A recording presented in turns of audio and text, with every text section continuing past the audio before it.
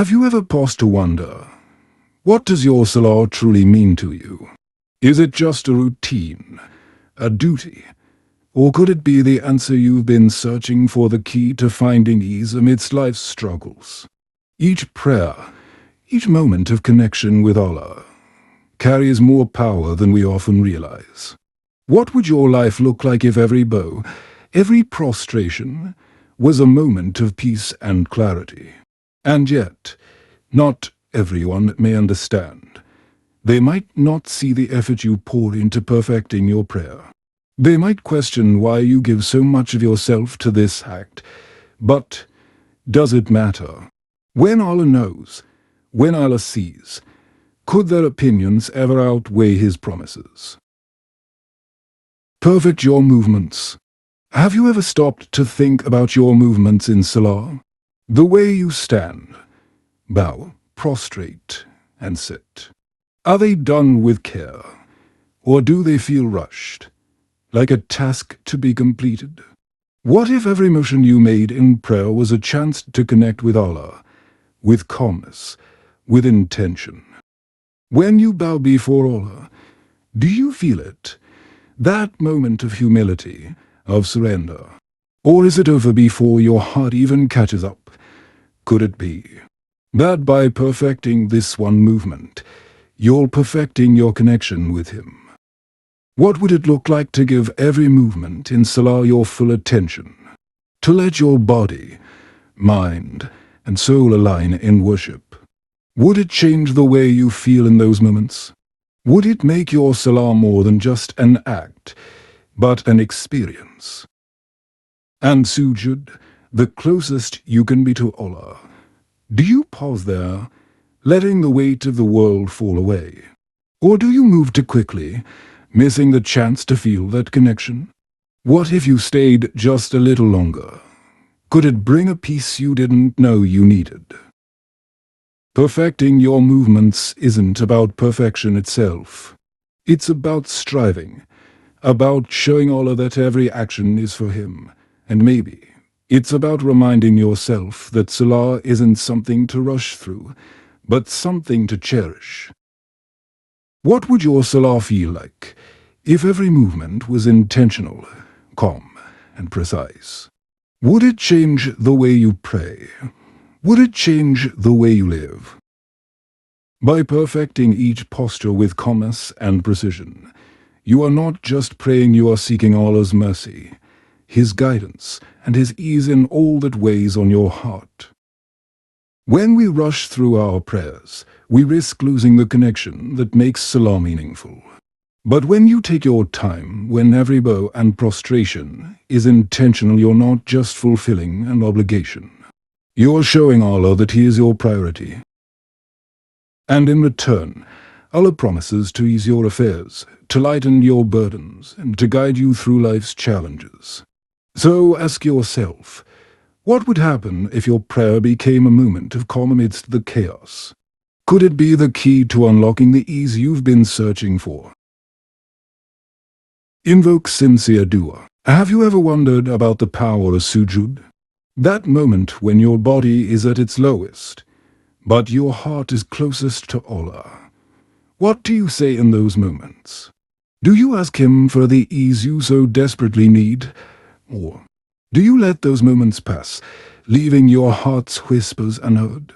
They say that sujud is where the soul finds its refuge, a place where no pride remains, and only your vulnerability stands before Allah. What if you poured out your fears, your struggles, your hopes in those moments? Could it be that in your sincerest duas, Allah is already preparing the answers you seek? Answers that could ease your burdens, even when the world seems heavy on your shoulders. But not everyone understands the power of these moments. Some may see your tears in prayer and question your devotion. They might not understand why you pause to ask for Allah's help. Could it be that they haven't felt the peace that comes from knowing there's no burden too heavy for Allah to carry? So, the next time you bow your head in sujud, remember this is your moment, your chance to ask, to trust, and to find the ease that only Allah can provide. Will you take it? Engage in consistent sunnah prayers. Have you ever felt the stillness of the night calling you? When the world is silent and everyone is asleep. Have you ever thought about rising for prayer? What would it feel like to stand before Allah in the quiet of the night, pouring your heart out when no one else is watching? Or what about those moments before and after your daily Salah, the sunnah prayers? Do you see them as an extra burden, or as an opportunity? An opportunity to draw closer to Allah, to strengthen your connection, to remind yourself that worship isn't just an obligation, it's a gift. Imagine the blessings that could come from these extra moments of devotion. What if those quiet prayers before Fajr, those simple rakahs after dua, were the very acts that brought you closer to Allah? What if they became your shield, your strength, your way of showing Allah that He is your priority? And yes, not everyone will understand. Some might question why you take the time for these voluntary prayers. They might see them as unnecessary, even excessive. Could it be that they don't feel the peace you feel in those moments?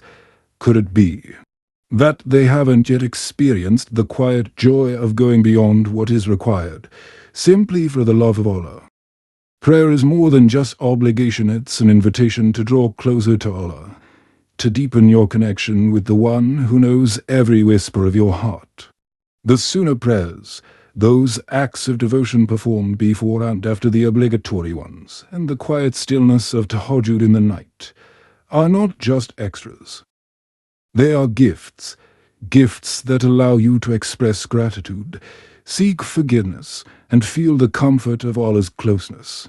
Each rakah, each moment spent in these voluntary prayers, is a step toward easing your burdens and bringing peace to your soul. Imagine the blessings waiting for you in these quiet moments of devotion. What if the key to Allah easing your affairs lies in the prayers you offer, where no one else is watching? These sunnah prayers are not just acts of worship, they're reminders that your connection with Allah goes beyond obligation. And yes, not everyone will understand why you take those extra moments, but could it be that they haven't yet felt the tranquility, the reassurance, that comes from putting Allah first? What blessings, what ease, might you unlock by making these prayers a consistent part of your life? So, the next time you're called to pray, ask yourself, what could these extra moments of worship unlock for you? What closeness, what blessings, what ease might they bring? Will you answer that call? Seek knowledge and reflection. Have you ever asked yourself, why do I pray? Not just how, not just when, but why? What does Salah mean to you? Is it a ritual you've inherited, or a lifeline to Allah? How much do you truly understand about what you say and do in those sacred moments of prayer? And if you don't understand, what might you be missing? Knowledge transforms the way we see everything. What if you took the time to study Salah, not just its movements, but its meaning? To learn why it was given as a gift to the Prophet Muhammad, peace be upon him, during the Miraj, and how it can transform your heart, your intentions, your life. What if this understanding aligned your heart with every word you recite, every movement you make? Salah is more than a series of actions, it's a profound dialogue with our Creator, an anchor in the storms of life. But to truly feel its depth, we must seek knowledge. By studying its teachings, we uncover the wisdom it holds and the comfort it brings. Each verse, each posture, is an opportunity to realign our hearts and remind ourselves why we turn to Allah in every moment of need.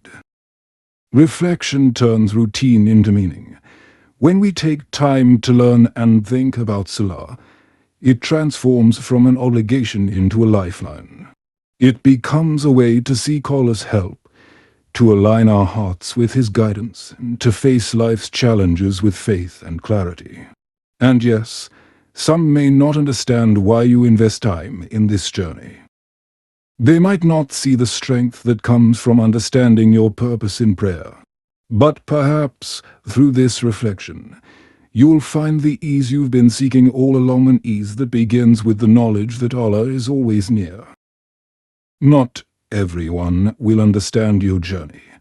They might wonder why you spend hours studying Salah, reflecting on its purpose, seeking answers. But could it be that they don't see the transformation happening within you? The way understanding brings clarity, the way reflection brings peace. Could it be that through seeking knowledge, you're finding answers to questions you didn't even know you had? Every question you ask, every piece of knowledge you seek, is an invitation to deepen your connection with Allah. What will you uncover about your prayer and yourself? Avoid sins and negligence. Have you ever wondered why sometimes, even when you pray, peace seems distant?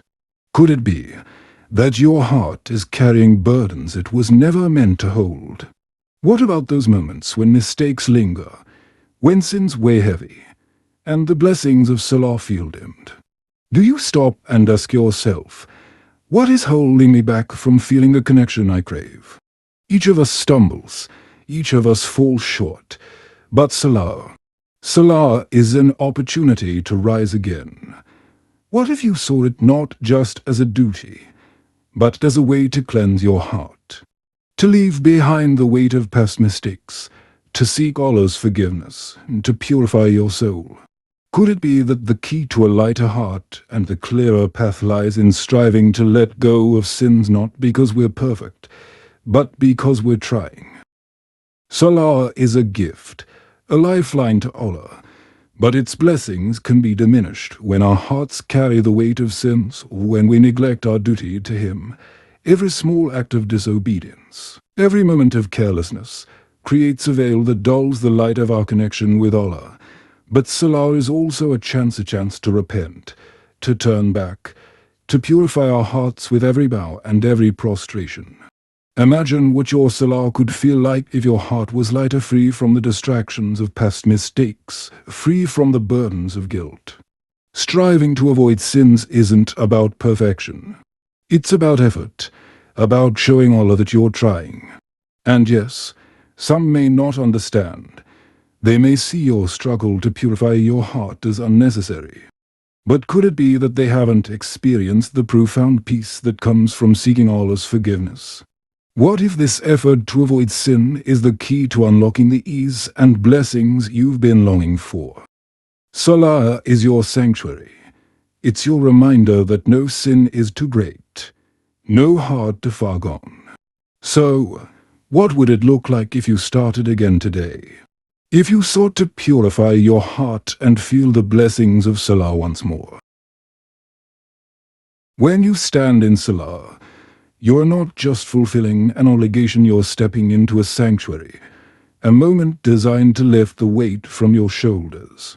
Each prayer is a reminder that you're never alone, that Allah's help is just a doer away.